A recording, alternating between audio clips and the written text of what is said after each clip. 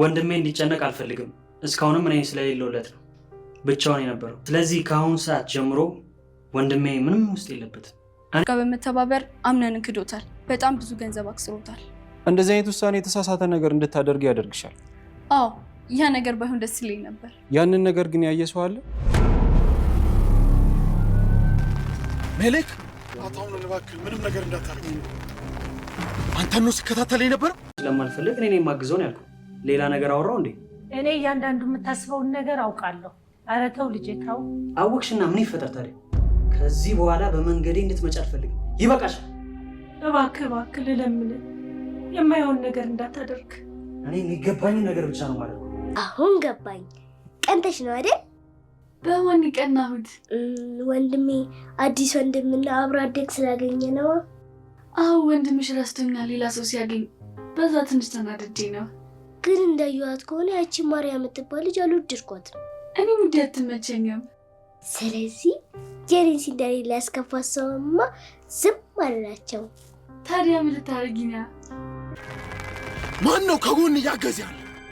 መልስ የለህም?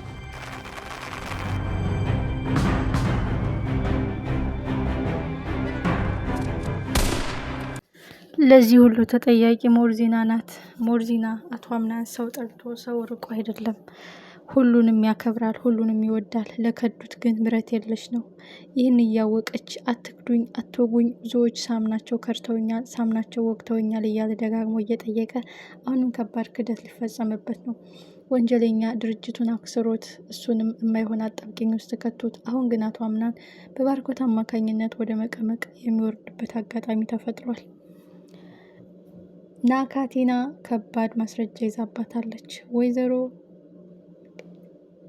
ሜርሲ የአቶ አምናን ምስጢር ከካታኒና ሰምታ ነበር።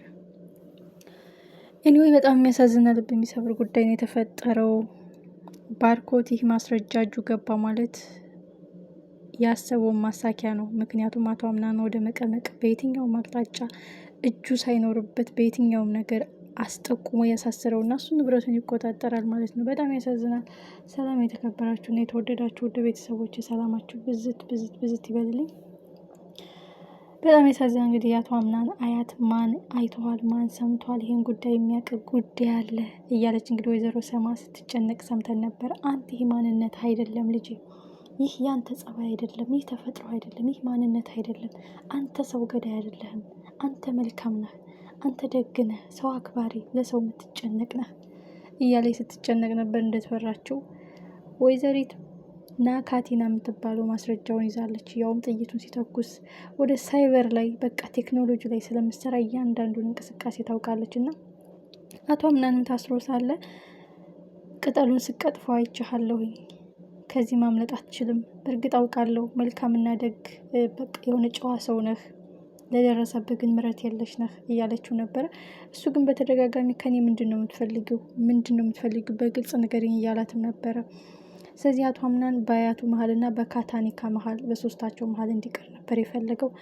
አያትየዋ ስትጨነቅበትም የነበረው ያለ ማንነቱ ማንነት እየሰጡ ነው እነዚህ ክፉ ሰዎች፣ እነማን ናቸው ማንነታቸው ሳይታወቅ ልጅን ቆሻሻ ውስጥ ዘፈቁት እያሉ ሲጨነቁ የነበሩት ወይዘሮ ሜርሲ ስለ ካታኒካም ስትሰማ እንግዲህ ወንድምሽ ልጅ ነው ሜሊክን የገደለው፣ ይህ በጭራሽ እሱ ሰው አይገልም እያለችም ስትመሰክርልን ነበር። በእርግጥ አቶ አምናን ነፍሰ ገዳይ አይደለም፣ መፍትሄ የሚፈልገው መፍትሄ ይሰጣል። አማራጭ አቶ ነው ሜሊክንም የገደለው እና በትልቅ ማስረጃ ያው በቪዲዮ ያው ቀጥታ ነው የያዘችበት ካታኒካ ማለት ነው። ምንድነው የምትፈልገው ከአቶ አምናን? ዶክሜንቱን ይዛበት ምንድነው የምትፈልገው? በጣም ያሳዝናል። የአቶ አምናን ወንድም አሁን ይሄን ነገር ሊጠቀምበት ይፈልጋል። የአቶ አምናን ጥላት የሆነች ዶክሜንት የሚያስፈልገውን የድርጅቱን ወሳኝ ዶክሜንት የሰረቀች እኔን ትጠቅመኛለች፣ ላገኛት ይገባል በማለት እንግዲህ እሷን ለማግኘት እየጣረ ነው። ሳያገኛትም አልቀረም። ስለዚህ በጣም ከባድ ነው። ከአቶ አምናን ብዙ ነገር ሊያበላሽበት፣ ብዙ ነገር ሊቀማው፣ ብዙ ነገር ሊያከስረው ነው ከቤሊል ቀጥሎ ማለት ነው። እንግዲህ ቤሊልንም ለመቀማት ዳር ዳር እያለ ነው።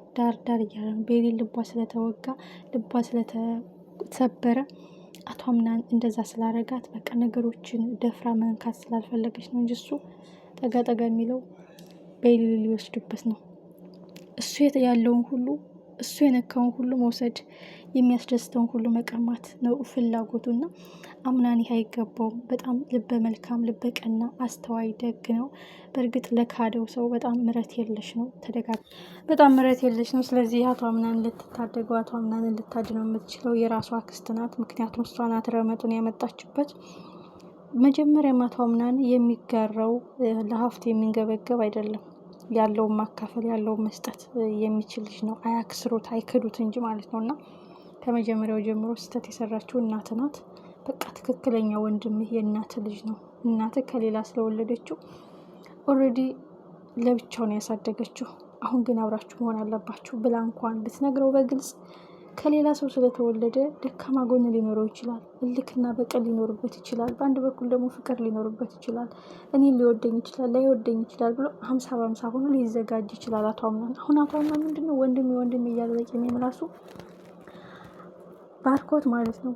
አቶ አምናን እያታለለው ነው። ጭራሽ ቤተሰብ በተሰበሰበበት እያንዳንዱ እርምጃ ከኔ አያልፍም፣ እያንዳንዱ የድርጅት ውሳኔ ከኔ አያልፍም፣ አቶ አምናን አይመለከተውም። እኔ የሚከብደኝ ነገር ሲሆን ወደ አቶ አምናን ሊሄድ የሚገባው በማለት እንግዲህ በይፋ ተናግሯል። አቶ አምናን ደስ እያለ ወንድም ጠበቃ ወንድም ከታገኘው እያለ አሁን እሱ ሙሉ ለሙሉ እምነቱን ሰጥቶታል። ግን ከባድ ነው። እስከዛሬ ከጎዱት በላይ እየጎዱት ያሉት አሁን የመጡት ሰዎች ናቸው። አንደኛ ክስቱ ናት። ባርኮትም አሁን የመጣው በጣም አደገኛ ልጅ ነው። በጣም በቃ አንድ ነገር ሳያስቀር ሁሉ ነገር ጥርግርግ አድርጎ ነው መውሰድ የሚፈልገው። ለዚህ ደግሞ ተጠያቂው አክስቱ ናት። አክስቱ ሁሉን ነገር መናገር ትችል ነበረ። አይተዋወቁም። እባክህን ይቅር በለኝ፣ በእናት በሞተችው እናት አጥንት ለያዝህ። ሁሉም የእሷ ጥፋት ቢሆንም ግን ሰው ናትና ተሳስታለች።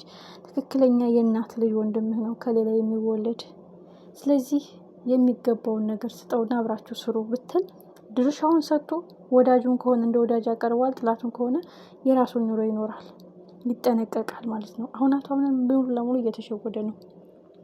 በጣም ደስ ያለችኝ ዳና ናት። ዳና እንግዲህ የምትጥዬ ቅመም የሆነች ልጅ መታለች ማለት ነው። በአምናን ፍቅርና በሲንደሬላ ፍቅር መሀል ገብታ የምታጣፍጥላቸው እንዲቀራረቡ የምትረዳቸው ቅመም የሆነች ልጅ መታለች። እንግዲህ እሷ ማርያን አልወደደቻትም። አዲስ በመጣው ወንድምና በእሷ ነው ወይ የተከፋሽው? የኔ ሲንደሬላ ያስከፋት ሰውማ በቀላሉ አልተውም እያለ እንግዲህ ተንኮል አዘጋጅታላታለች። በጣም ፈገግ ነው ያሰኘች። በተለይ በሌል እንግዲህ የማፈቅረው ሰው የለም፣ በልቤ ሰው ቦታ የሰጠው ሰው የለም ማለቷ ትልቅ ተሰርታለ። ቢያንስ ማን ይሁን ማን ባትናገርም የማወደው ሰው አለ ብትል ቢያንስ አምናን ተስፋ ያደርጋል። ማርያ ግን ወደ አምናን እንድትቀርብ ነው እያደረገቻት ያለችው እና አንዳንድ ጊዜ የምንቸኩለው ውሳኔዎች ዋጋ ያስከፍሉናል። በዛ ላይ እንግዲህ የባርኮት ተብዬውም እንግዲህ ሰው ከሌላትማ እያለ ጠጋ ጠጋ እያለ ነው። እሱም አምናን የነካውን ሁሉ መቀማት፣ የሚያስደስተውን ሁሉ መንጠቅ ይፈልጋል እና ከቤሪ ሊጀምር ነው ማለት ነው። በጣም ያሳዝናል። ካታኒካም እንግዲህ አቶ አምናን እንድታጠምደው ነው ያለ ምክንያት። ይሄ የተደበቀ ቪዲዮ ነው። ይሄ የተደበቀ ሳይበር የቀዳችውን ማስረጃ ማስታወስ አልፈለገችም። ለምን የሚለው ጥያቄ ኮሽን ማርክ ነው። ሌላው ማርያ ናት። ማርያ አምናንን በጥርጣሬ አስሮት የነበረውን ፖሊስ ወደ ቤት ለምን አመጣችው? ኦልሬዲ አቶ አምናን እንደገደለው ያ ፖሊስ አምኗል። ግን ማንም ሰው ካላወቀ አድበስብሰን እናስቀምጠዋለን ማለት ነው ፍላጎቱ። ማርያም እንግዲህ አቶ አምናን አላገባሽም ወይም አልፈልግሽም የሚላት ነገር ከተፈጠረ በዚህ ኬዝ ሌላ ተጨማሪ ጥላት ልትሆነው ነው። ምን ይፈጠራል? ቀጣይ ክፍል በጉጉት